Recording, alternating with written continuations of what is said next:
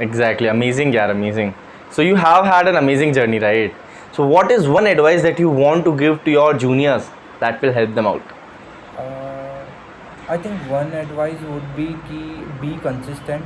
I think there are a lot of students who are doing hard work, but if you are not consistent, then I think it will be very hard to even crack decent amount of package.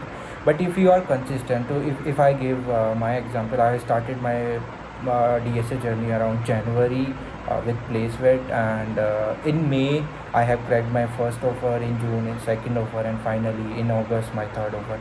So I think consistency is the most important thing, and the second thing is you need to know your